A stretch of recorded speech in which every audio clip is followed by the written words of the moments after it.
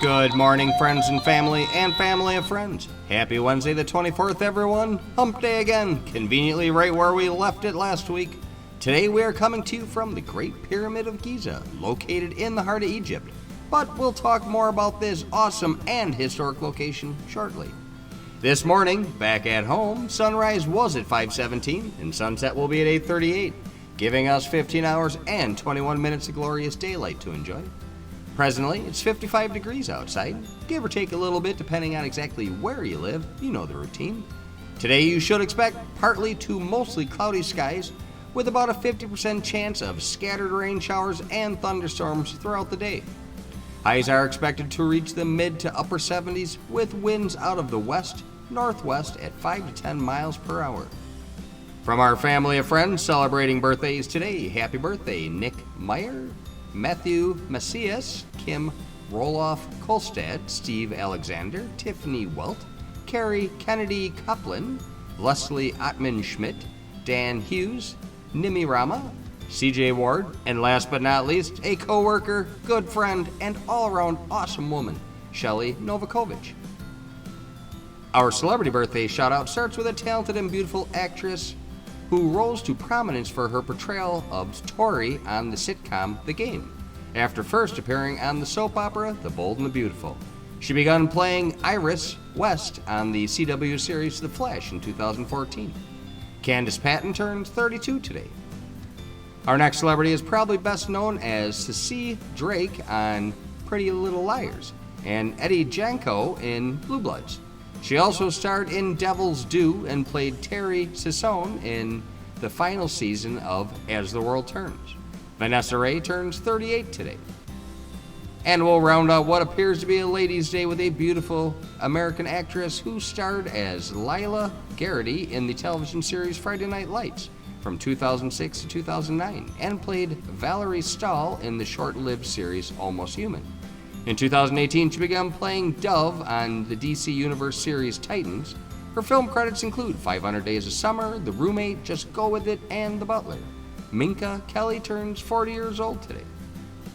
All right, moving on to this day in history. On today's date in 1853, U.S. President Franklin Pierce signs the Gadsden Purchase, buying 29,670 square miles of land from Mexico for $10 million.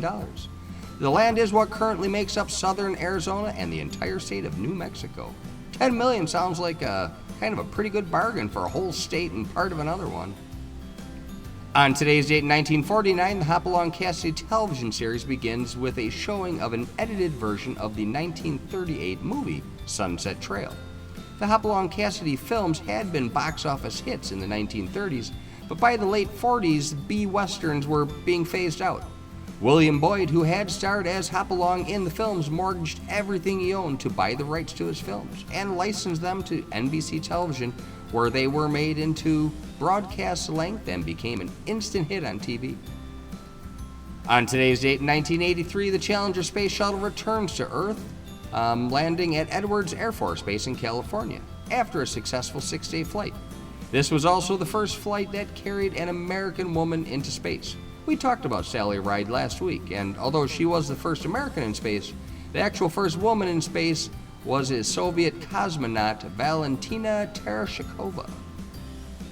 And on today's date in 1997, the United States Air Force released a report on the 1947 Roswell incident, in which a flying disc had reportedly crashed near Roswell, New Mexico.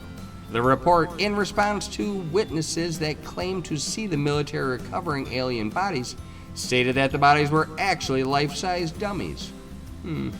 Something or some things seem a little fishy about that story. Not to say the least would be believing the U.S. Air Force just happens to bring some life-size dummies to active crash sites. I guess you'll have to decide for yourself. All right, moving on to our comedy corner.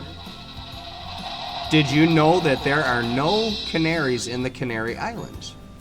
The same thing can be said with the Virgin Islands. There are no canaries there either.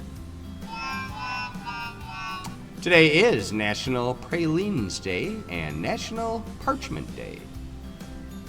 Today's morning motivational is a simple, undeniable truth. Be willing to be a beginner every single morning. So true, because every day is a new beginning, filled with endless possibilities and outcomes that you can influence. Be a beginner every day when you wake up. Don't drag yourself through life like an unwilling victim. Take each day by the horns and have your way with it. You have the power to make your life something that you enjoy and something you love. All right, well, here we are at one of the most iconic and awe-inspiring locations on our beautiful planet. So let's dive right into our virtual adventure, the Great Pyramids of Giza.